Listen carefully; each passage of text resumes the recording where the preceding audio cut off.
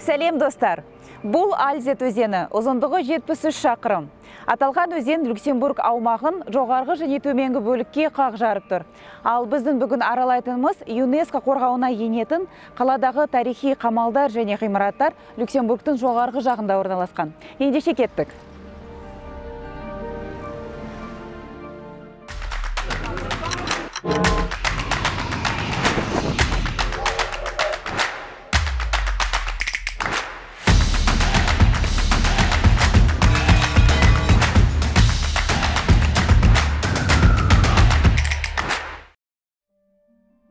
Мәдени мұра. Люксембург. 2018 жылды Еуропалық одақ Еуропалық мәдени мұра жылы деп жариялаған. Жылдың ресми ұраны біздің мұрамыз өткен шақтан болашаққа. Люксембургте ежелгі өркениет нысандар білінбей күтіммен сақталған мәдени мұра мекені. Сол тарихи жәдігерлерді көру үшін бұл аймаққа туристер көп келеді. Жалпы ішкі өнімнің 6% туризмге тиесілі. Еуропалық комиссияның бұрынғы президенті де Люксембург тумасы Жан-Клод Юнкер еді. Соңғы 10 жылдың ішінде Люксембургке көп адам келе бастады. Бірақ олар 3-4 күнге ғана аялдайды. Көп тұрмайды. Еуропалық одақтың ішіндегі мемлекет болғандықтан, саяхатының бір қадамы ретінде ғана қарайды.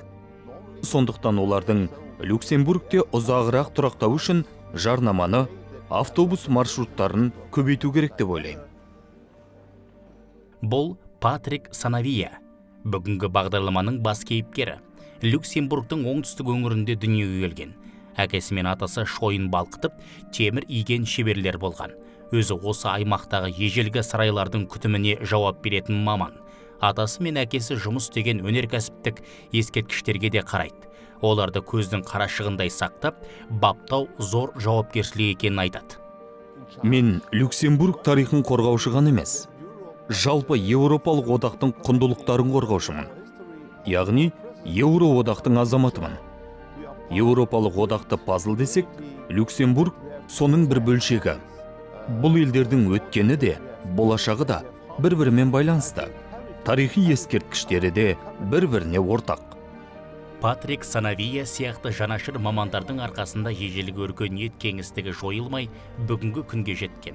Патриктің айтуынша, Люксембургте келген туристерді қарсы алатын арнайы кеңсе бар. Кеңсенің көмегімен мұндағы ғажап мекендердің барлығын таңғы 8-ден кешкі 10-ға дейінгі аралықта аралап шығуға болады. Бірақ Люксембургтың табиғатын түгел шолып, өзен көлдерін толық көру үшін бір апта жетпейді екен. Туристер ең бірінші көретін орын міне осы. Оларды бұл жерге автобуспен алып келеді. Люксембург тарихы да осы жерден басталады. Бұл алғашқы қамал. 1960 жылдары реконструкциядан өткен. Өйткені ежелгі қамал бұзылған еді. Ал мына көпір алғашқы қамал мен қаланың арасын жалғайды. Қаланың атауы Люксембург. Кішкентай қамал деген мағынаны білдіреді ғой. Оны 963 жылы Зигфрид есімді граф салдырған. Содан кейін түрлі ұлттар келіп, Люксембург дами бастады. Көпірден сол алғашқы қамал салынған мүйісті көруге болады. Төмен қарасаңыз, қаланың шеті көрінеді. Сондай-ақ 16 ғасырда салынған шіркеуді де көре аласыз. Ол әскери түрме, әскери госпитальда болған. 1980 жылы түрме қызметін атқарды. 2004 жылдан бері мәдени әлеуметтік шаралар өткізетін басты орынға айналды.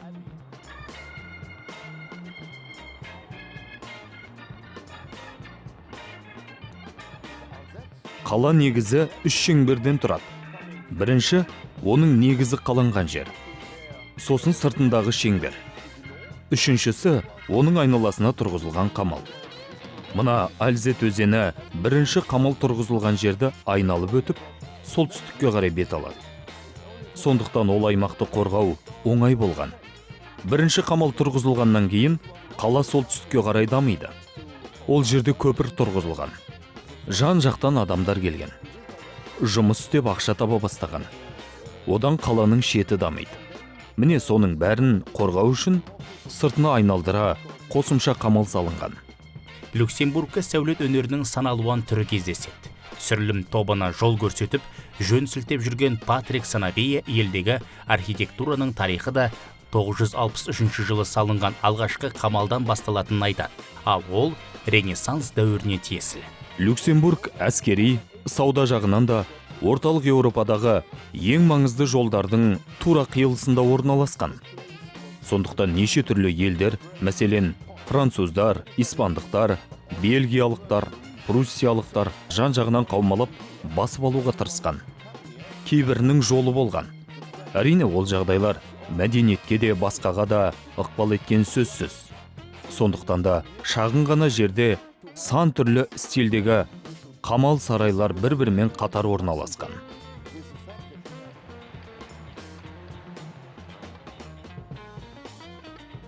Мысалы, қамалға кіретін басты көшені испандықтар салған. Ал қазіргі ұлттық мұрағаттың ғимараты пруссиялықтардан қалған мұра. Заманында ол әскери нысан болыпты. Ал мына шарбақтардың түсі неге әртүрлі десеңіз, металл қолдануға болмайтындықтан, бір жағынан қауіпсіздікті күшейту мақсатында шарбақтар тастан өрілген. Ал ол тастың түсі жауын-шашынның ылғалынан, қыстағы аяз қардан өзгереді. Бұл жақтың қысы қатаң, ылғал көп.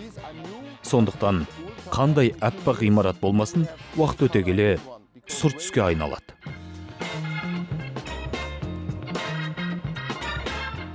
Бұл жерде ескерткіштер сүрілмейді, бұзылмайды. Тек қалпына келтіріліп, үстіне не жанына жаңа ғимараттар қосылып отырады. Өйткені біз үшін тарихтың белгілі бір кезеңі ғана емес, барлық кезеңдердің жиынтығы маңызды. Мысалы, мен өзім де Венеция хартиясының қағидаларын ұстанам. Меніңше, тарихи мәдени ескерткіштердің жанына ғимарат саларда дәл сол сәулетті қайталау міндет емес. Керісінше, жаңадан қосылатын бөлігі мейлінше заманауи болғанын жөн көрем. Сонда екі заманның тынысы бірден байқалады.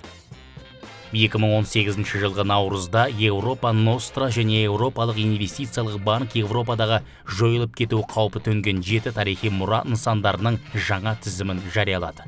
Патрик мырзаның айтуынша, Люксембургте тізімделген 1500 ғимарат бар.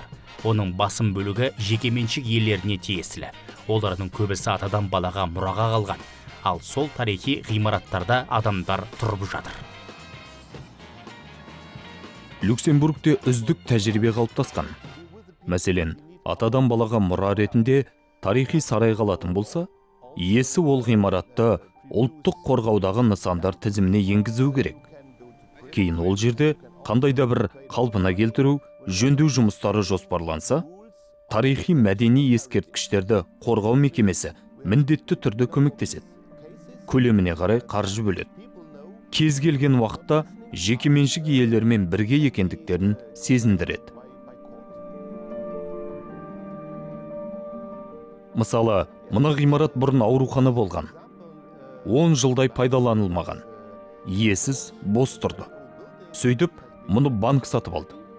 Тарихи мәдени ескерткіштер мекемесімен бірігіп, ақылдасып, оны ұлттық қорғаудағы тізімге енгізіп, жөндеу жұмыстарына инвестиция салды. Құжаттарын әзірледі. Қазір бұл ғимарат тұрғын үй санатында. Мұндағы пәтерлер өте қымбат, қалталы адамдар тұрады. Бұл нәтижелі жұмыс деп ойлаймын. Люксембургте турист ең көп келетін нысандар: Вианден қамалы, Бок казематы және ең алғашқы қамал. Мәселен, 11-13 ғасырларда салынған Вианден қамалын көруге жылына 200 мың адам келеді. Ал Бок казематы бүкіл қаланың астында бар. Әскери мақсатта салынған ерекше құрылыс. Жалпы ұзындығы 40 шақырым. Қазір 20 шақырымы ғана қалған. Туристер кейбір жеріне ғана кіре алады. Сондай-ақ Конституция алаңындағы Алтын ана әскери монументіне де келушілер көп. Мұны 1940 жылы нацистер келіп қиратып кеткен. Люксембургтың фашистерге қарсыласуының белгісі. Жауынгерліктің символы бұл. 1985 жылы халық қаражат жинап, қайта тұрғызды. Ал туристерден түскен қаржы түрлі қауымдастықтарға, жергілікті әкімшілікке, туризмді дамытуға жауапты мекемелерге беріледі. Ол қаражат жаңа бағдарламалар әзірлеуге, брошюралар жасауға, жаңа концерттерге, промо шараларға жұмсалады.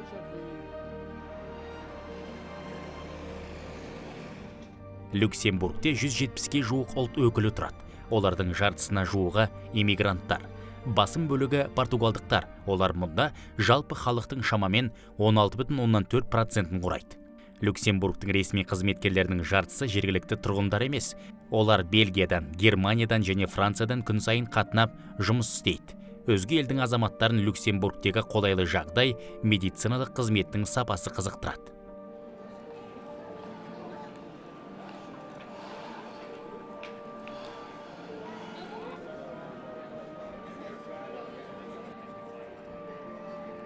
Жыл сайын тарихи мәдени ескерткіштерді қорғауға 15 миллион еуро бөлінеді.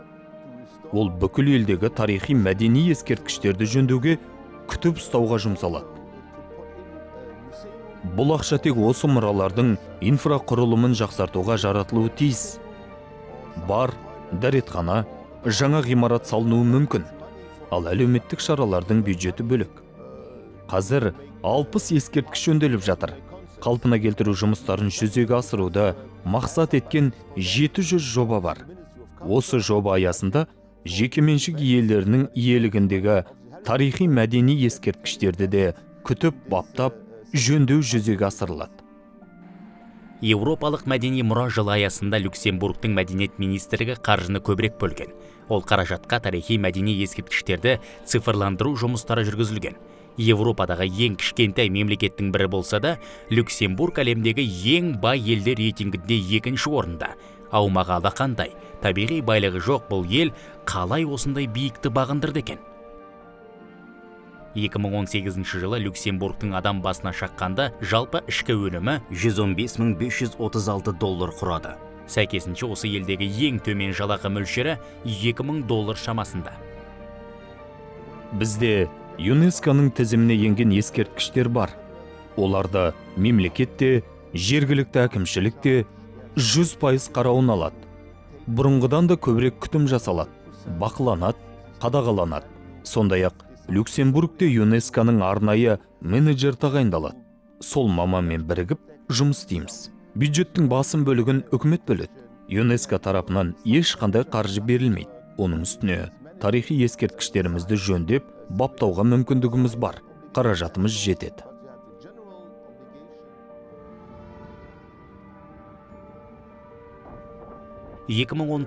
жылы ЮНЕСКО-ның тізіміндегі маңызды тарихи ғимарат Париждегі Нотр-Дам-де-Пари шіркеуі осылай өртке оранды. 13 ғасырда тұрғызылған нысанға әлемнің түпкір-түпкірінен жылына 13 миллионнан көп турист келетін. Бұл қайғылы оқиға тарихи мәдени ескерткіштерді қорғайтын люксембургтық мамандарды бейжай қалдырмады. Сол өрттен кейін абыр-сабырға түстік. Қатты мұңайдық. Жанымызға батты. Сөйтіп тілсіз жаудың алдын алу шараларын қайта реттеп шықтық. Өрт қауіпсіздігі дұрыс па? Қызметкерлер қадағалана ма? Соның бәрін тексердік. Шылым шегуге тыйым салынса да, кей жұмыскерлер шылым шегеді. Солар түнде бақылана ма? Өрт қауіпсіздігі қызметімен бірігіп, сондай жұмыстарды ұйымдастырдық. Әлі аяқталған жоқ. Нәтижесінде қандай да бір олқылық табылса, кемшіліктерді жою қолға алынады. Ескерткіштер көне тарихтың айғағы. Оны қорғау елдіктің белгісі. Сондықтан ел ертеңі, ел болашағы жастарға тарихи мәдени ескерткіштерді сақтаудың маңыздылығын түсіндіріп, аманаттау парыз. Мына ескерткіштердің иесі жастар. Сондықтан олардың қызығушылығын арттыру керек. Ол үшін тарихи мәдени ескерткіштерді қорғау мекемесі мектептермен бірігіп жұмыс істеу керек. Арнайы орталық ашу қажет шығар. Сонда жастар тарихына қызығады, білуге, зерттеуге құштарлық оянады. Яғни оқу ағарту шараларына инвестиция құю керек. Ол ақталады деп сенем. Ең бастысы, тамырымызды ұмытпайық.